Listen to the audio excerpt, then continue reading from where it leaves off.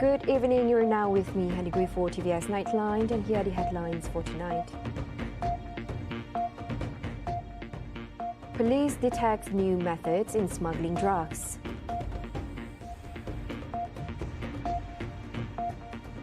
Finance Minister assures cautiousness when revising the national tax system. UN mulls on the idea that the Israel regime uses starvation as a mass murder weapon.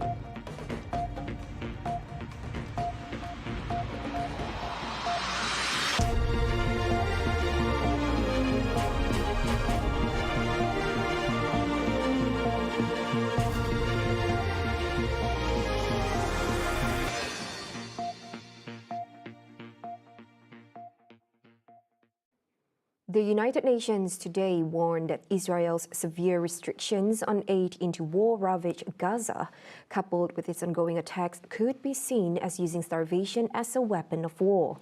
UN Human Rights Chief Volker Turk in a statement decried the rampant hunger and looming famine in Gaza, saying it is a result of Israel's extensive restrictions on the entry and distribution of humanitarian aid and commercial goods, displacement of most of the population, and the wanton destruction of crucial civilian infrastructure.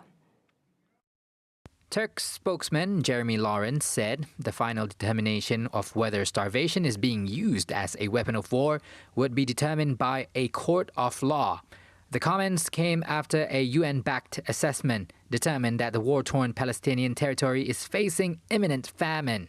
The genocide since October 7th has left roughly half of Gazans, around 1.1 million people, experiencing catastrophic hunger.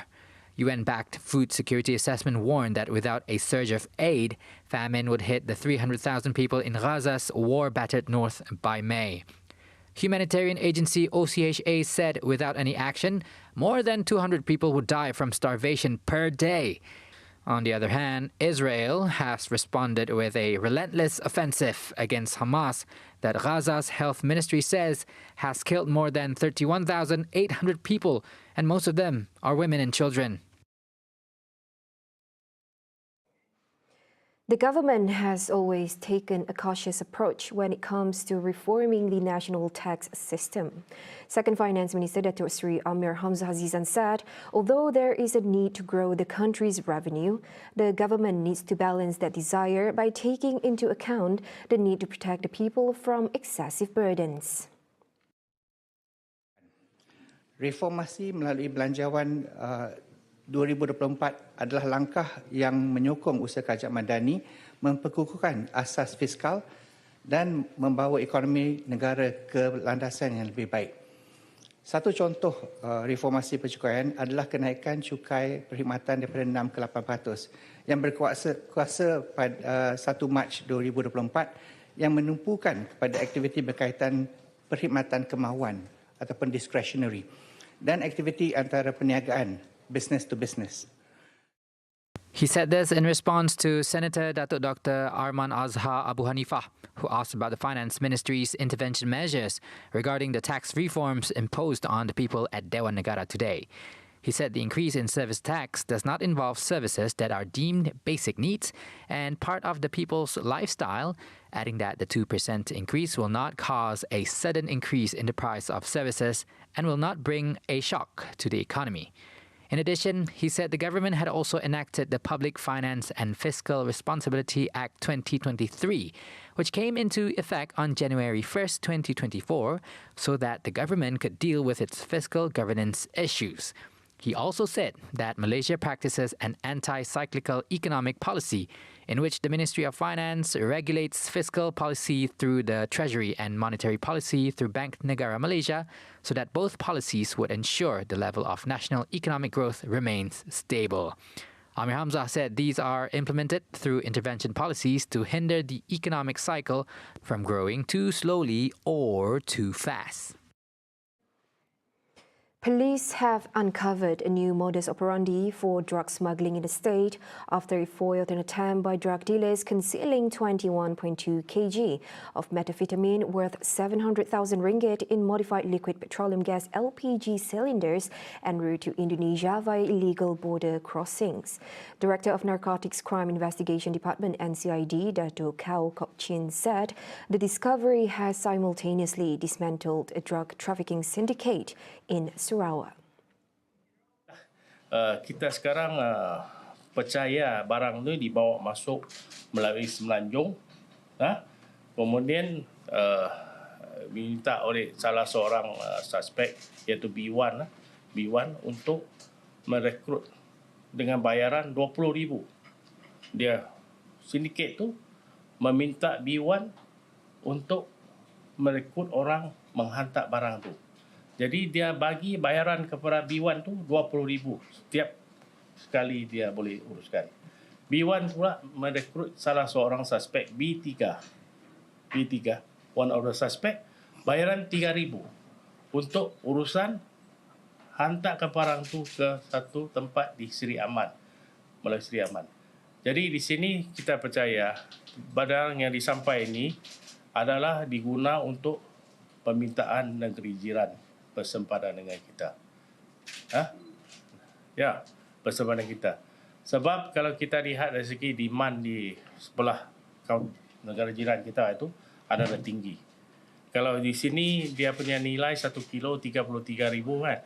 33,000 untuk syabuk atau METH. Tetapi di sana boleh up to sampai 3 kali ataupun hingga kalau demand tinggi, tak ada stok, boleh pergi sampai 5 kali. Jadi you time kan. So demand very high.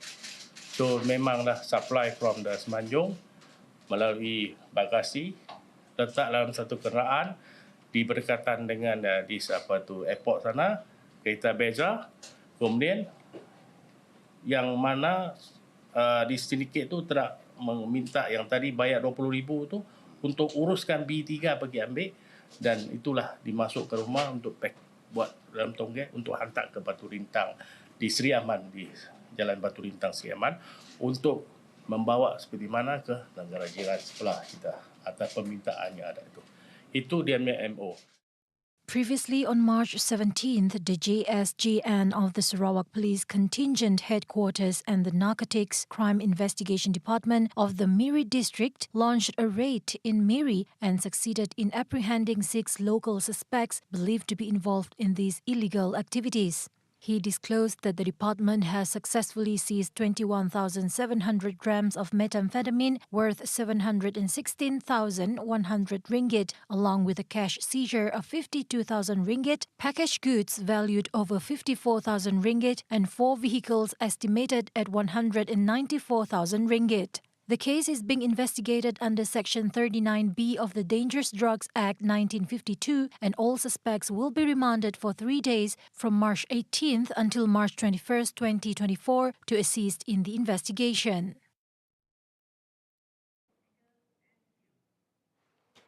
The establishment of the Sarawak Narcotics Nuclear Secretariat SNN in Tebedu is a strategic step in combating drug abuse in Sarawak. Director of Narcotics Crime Investigation Department NCID Bukit Aman, Dato' GOVT Chin said the Secretariat serves as an information centre and liaison between local agencies and their counterparts for information exchange related to drug trafficking. Its establishment will also ensure prompt action as it directly conveys the information to Bukit Aman and the Sarawak contingent. Dan sekretariat di nuklear narkotik dekat Tebedu sana, dan peranan dia untuk menjadi sebagai orang kata liaise dengan counterpart kita untuk mendapatkan information sama ada penyurupan yang terutama dalam drug lah, narkotik side itu keluar masuk dan exchange the information dan betik tindakan yang cepat sekiranya maklumat dia akan salau terus kepada Pemakaman dan kepada kontingen Sarawak. This is the 3 yang mustahak. He said these to reporters after paying a courtesy call to the Premier of Sarawak, Datuk Tinggi Tan Sri Abang Johari Tun Openg, at his office in Wisma Bapa, Malaysia on Tuesday. He also shared that Abang Johari has agreed to assist SNN Sarawak by donating 4 units of 4-wheel drive vehicles for operational use. Also present were Deputy Director of Narcotics, Assistant Commissioner of Police Madzani Alliance Muhammad Salahuddin Che Ali, and Chief of NCID Sarawak Division, Assistant Commissioner of Police Mustafa Kamal Ghani Abdullah. Meanwhile, the Royal Malaysia Police Narcotics Crime Investigation Department NCID is also strengthening its presence in 13 districts of Sarawak that currently lack narcotics officers. The director of NCID in Bukit Aman, Datuk Kao Kok Chin, said they plan to boost the number of personnel by opening up to 128 vacancies for NCID police officers throughout the state. Kita ada cadangan, memang dah bukan cadangan dalam very soon, tambahan 128 anggota yang mana untuk mengisikan jawatan-jawatan di daerah-daerah yang kita dah dapat ada 13 daerah yang perlu diisi sekarang yang tidak ada pos. Pengalaman ataupun yang baru akan diisi. Kita akan cari yang pengalaman untuk letak di sana. Okay. Untuk mengisikan pos-pos yang di daerah yang tidak ada kekuatan pegawai ataupun anggota narkotik. Kita find out dalam 13 daerah. Additionally, Kao revealed that the issue of drug abuse in the state is still reportedly being managed effectively. The Sri Aman division saw a 17% increase in road accidents last year, with 472 cases recorded compared to 400 cases reported in 2022. Sarawak Transport Minister Datuk Sri Lee Kim Shin said the figures include accident black spots in Lubuk Antu and Sri Aman districts. He said this in his speech text, which was read by Deputy Minister of Education, Innovation and Talent Development, Kam Simanggang Assemblyman Datuk Francis Harden Hollis. Information in Sri Aman Division, our statistic of road traffic accident, according to PDRM. Terima kasih for the information. For the comparison, year 2022 in Sri Aman District recorded 300 cases, 300 cases accident, compared to year 2023 recorded 357 cases, which means the cases increased by 19%, 19%. While in Lubantu district, for the year 2022, recorded 100 cases compared to year 2023, recorded 115 cases, increased by 15%, 15% meningkat. Overall, in Sri Aman Division, we have cumulative cases for the year 2022 with 400 cases, 400 cases accident, and year 2023 got 472 cases recorded that show 17% increase. Lee said that the accidents could be reduced if everyone drove more cautiously and prioritized road safety. Additionally, he added the Ministry of Transport Sarawak has established 2 special committees for public transportation and traffic management in the Sri Aman division. The committees serve as a channel for recommendations to enhance transportation facilities and traffic management in the area. The Yang di-Pertuan Agong Sultan Ibrahim has announced his intention to implement his authentic style of ruling once the honeymoon phase concludes in less than 2 weeks. Sultan Ibrahim, in a Facebook post today, affirmed his dedication to fulfilling the duties of the Malay rulers in safeguarding the interests of the people and the nation. According to him, he will not be obliged to cater to the wants and whims of ministers, nor will he be a figure to be worshipped or used as an ornament in ceremonies.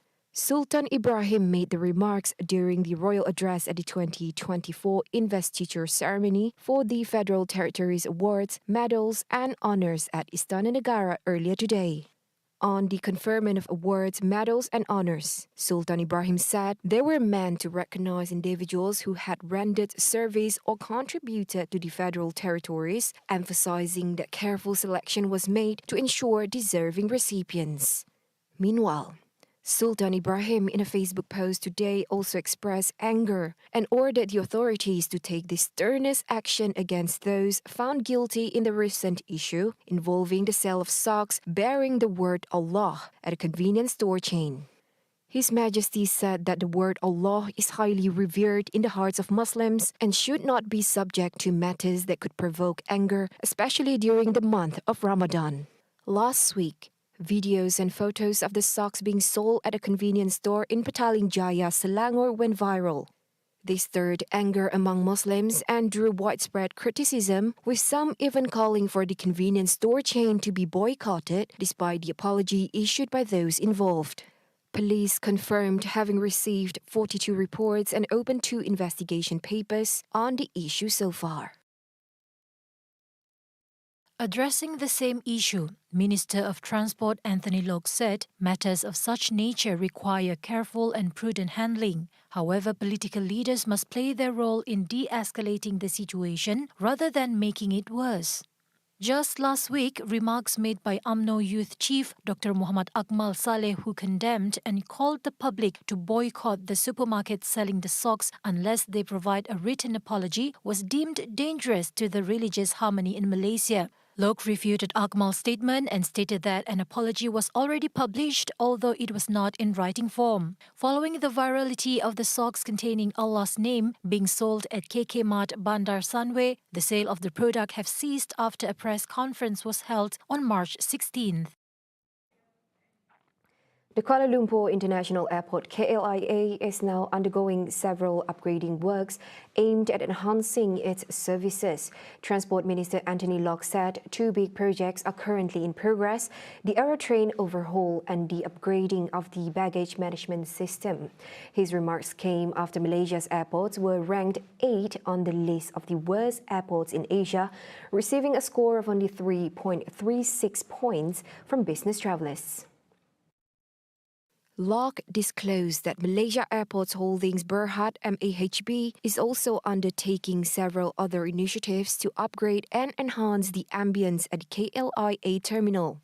Business Financing reported that KLIA's dwindling performance is attributed to the lack of comfortable facilities at the airport, resulting in complaints such as long queues and considerable distances that tourists have to walk to reach their respective terminals.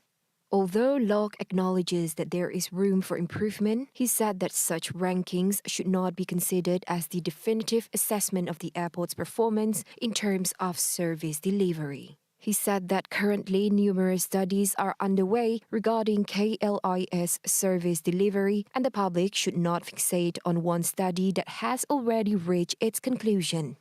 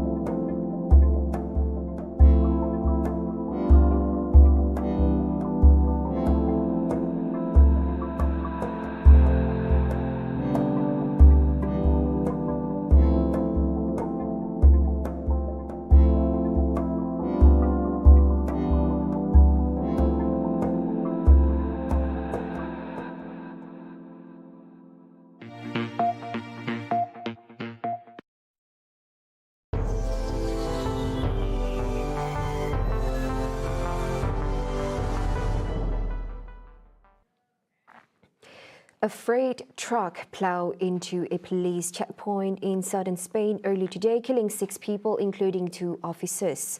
Local authorities said 3 other people were injured in the accident, which happened at around 4:30 a.m. local time on a highway in the province of Seville. El siniestro vial ha ocurrido entre las 4 y las 5 de la mañana de hoy, en el que se ha visto implicado un vehículo articulado, 3 turismos particulares y 4 vehículos policiales. El balance del resultado del siniestro, tenemos 6 personas fallecidas. De los 6 fallecidos, 4 son personas civiles con sus vehículos particulares y 2 son compañeros del cuerpo que han fallecido en el acto. It added that all 3 injured belong to the Civil Guards police force.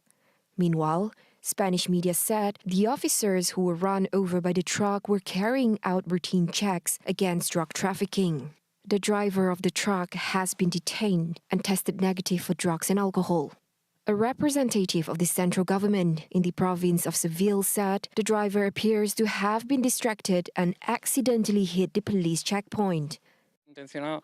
No ha sido algo intencionado, ha sido un siniestro vial, es decir, han llegado a un punto, a un control señalizado y con los vehículos que estaban parados, pues ha chocado contra los vehículos parados, más los vehículos policiales que ya estaban. Sí, el camión transportaba verdura y nada más. Hemos comprobado que es cierto que es la mercancía que lleva y nada más. No. The accident comes after 2 civil guards were killed in February after being hit by a drug trafficker's boat during a chase in the harbor at Barbate, near the major southern port of Cadiz in Andalusia. Spain is one of the main entry points for drugs into Europe, given its close ties with Latin America, which is the main source of cocaine, and its proximity to Morocco, a key source of cannabis resin. Rescue work is underway to clear the transport slope and restore communications following a rock slide on Monday night that trapped 13 people at a mine in Russia's Far East region. The accident happened in the Zia district in the Amur Oblast of Russia's Far East.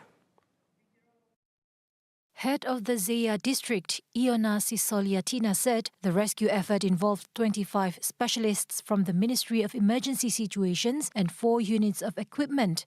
Additionally, a Mi-8 helicopter carrying 13 rescuers has been dispatched from the Khabarov territory to Amur Oblast. The Russian Ministry of Emergency Situations has confirmed that mine rescuers from the neighboring Yakutia Republic have reached the site. The Pioneer mine, located in the Zaya district, found itself at the center of an emergency situation, prompting swift action from local authorities. Recognizing the severity of the situation, the Amur region government promptly declared a state of emergency, mobilizing all available resources in an effort to aid in the rescue of the trapped miners. The miners are believed to be located within a gallery at a depth of 125 meters, with communication channels currently inaccessible. Compounding the urgency of the situation, reports indicated that all of the affected workers hail from various other regions within Russia, potentially adding complexity to the rescue efforts.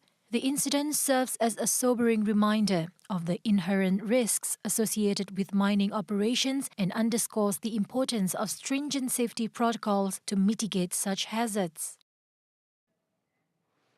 Defense Secretary Lloyd Austin promised earlier today that the United States will not let Ukraine fail, even as further aid remains stalled in Congress and Kiev's forces face shortages of munitions. The Republican-led House of Representatives has been blocking $60 billion in assistance for Ukraine, and the United States has warned that the recent $300 million package would only last a few weeks. But Ukraine won't back down, and neither will the United States. So our message today is clear. The United States will not let Ukraine fail. This coalition will not let Ukraine fail, and the free world will not let Ukraine fail. Just last week, the United States announced additional security assistance for Ukraine valued at $300 million. Washington announced $300 million in assistance for Ukraine last week, but Austin said it was only possible due to savings on recent purchases. Ukrainian President Volodymyr Zelensky said in a statement the day before that it is critically important for us that the Congress soon completes all the necessary procedures and makes a final decision on aid for Kiev. Meanwhile, top U.S. military officer General Charles Brown told journalists en route to the Ukraine meeting that Kiev's troops are having to pay attention to their supply rates and how they execute. However, he noted that even as the Russians have gained territory, they do it at a pretty big cost in number of casualties, like in personnel, but also in number of pieces of equipment that are being taken out. Austin said in his remarks that Russia had paid a staggering cost for President Vladimir Putin's imperial dreams, using up to $211 billion to equip, deploy, maintain, and sustain its imperial aggression against Ukraine. He added that at least 315,000 Russian troops have been killed or wounded since Russia invaded Ukraine in 2022. Hong Kong's legislature earlier today unanimously passed a new national security law. The law introduces penalties such as life imprisonment for crimes related to treason and insurrection and up to 20 years jail for the theft of state secrets. 今日係香港嘅歷史時刻，係香港等待咗26年8個月零19日嘅歷史時刻。 Commonly referred to as Article 23, the homegrown legislation will work in tandem with the national security law imposed by Beijing in 2020 in the wake of huge and at times violent democracy protests. The new law punishes dozens of new and revamped offenses under 5 categories: treason, insurrection, theft of state secrets and espionage, sabotage, endangering national security, and external interference. Lee had said the law was needed to plug the legislative gaps left by Beijing's law, which targets recession, subversion, terrorism, and collusion with foreign forces. He added that it would also effectively prevent black-clad violence and color revolution, a reference to the democracy protests which kicked off in 2019. One of the last-minute amendments added last week by the government empowers Lee and his cabinet to create new offenses to account for unforeseen circumstances punishable by up to 7 years in prison.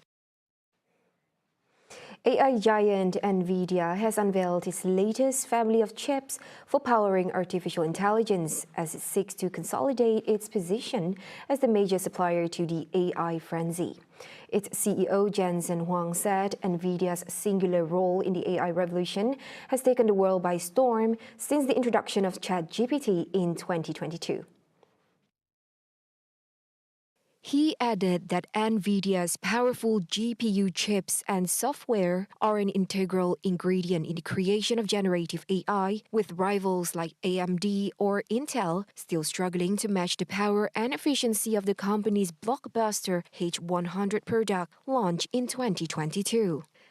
Meanwhile, Apple, Microsoft, and Amazon have also developed chips with AI in mind. However, for now, they're stuck trying to get their hands on NVIDIA's coveted products in order to deliver on their own AI promises. The linchpin role in the AI revolution has seen NVIDIA's share price rise roughly 200% over the last 12 months, propelling the company above Amazon when measured by market capitalization, behind only Microsoft and Apple. See the world closer with TVS as we bring you the latest news updates both locally and internationally. For more headlines anytime, anywhere, just head on to our official website at tvsarawak.my or follow us on our social media platforms. Those were the updates on TVS Nightline. I'm Handy Gui. Thank you for watching. Have a good night.